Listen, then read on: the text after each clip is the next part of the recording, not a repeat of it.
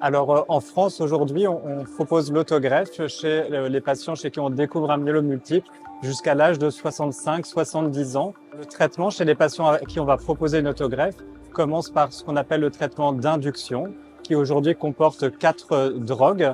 On associe un anticorps monoclonal anti-CD38, le daratumumab, en association avec le Velcadre, le Revlimid et puis la cortisone, la dexaméthasone. Pendant cette première phase, on va devoir récupérer les cellules souches pour pouvoir faire cette autogreffe. Il y a ce qu'on appelle l'aphéret, c'est-à-dire on reste auprès d'une machine pendant quelques heures qui va permettre de récupérer les cellules souches qui circulent dans le sang et elles seront congelées.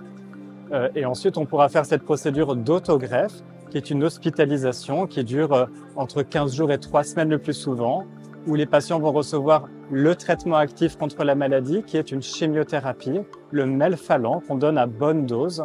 Et pour limiter la baisse prolongée des globules blancs, des globules rouges et des plaquettes suite à cette chimiothérapie, eh bien, on réinjecte, souvent 48 heures après la chimiothérapie, les cellules souches qu'on aura préalablement décongelées, puis réinjectées par transfusion sanguine.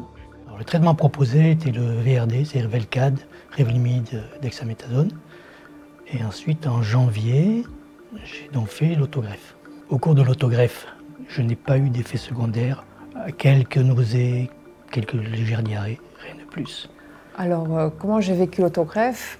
Bien sûr, c'est toujours quelque chose qui fait peur quand on ne sait pas ce que c'est. Et en plus, on était en période Covid, donc j'avais vraiment interdiction complète d'aller à l'hôpital. Donc j'ai pu l'appeler régulièrement, je l'appelais 1 ou 2 fois par jour, mais comme en plus c'est quelqu'un qui ne se plaint pas, qui n'a pas eu trop de problèmes, enfin comme il l'a dit, d'effets secondaires, si j'avais pas eu à côté un déroulé de ce qui allait arriver, j'aurais été un peu perdue. Donc grâce à ce que je comprenais et grâce au fait que je sentais quand même à travers ce qu'il me disait que ça se passait bien, et ben voilà, j'avais confiance. Et ensuite, eh bien, le patient reste le plus souvent hospitalisé pendant la période d'aplasie, pendant laquelle les globules sont bas, les globules blancs. Et puis lorsqu'au bout de entre 10-13 jours, on voit remonter les globules blancs, eh bien, le patient peut à ce moment-là rentrer à domicile. Aujourd'hui, donc, au mois de janvier, j'étais en rémission totale. J'ai un traitement de confort avec chaque mois des piqûres pour la reconstruction osseuse qui se termine en décembre. Et puis ensuite, un traitement jusqu'au bout de 3 ans. Et normalement, au bout de 3 ans, je n'aurai plus rien.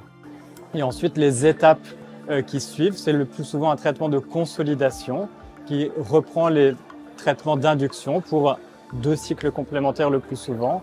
Et ensuite, c'est ce qu'on appelle le traitement de maintenance avec juste aujourd'hui un traitement par voie orale seul, le Revlimid ou l'énalidomide, qu'on donne à plus faible dose que la dose reçue pendant le traitement d'induction pendant une durée d'au moins 3 ans si la tolérance est bonne.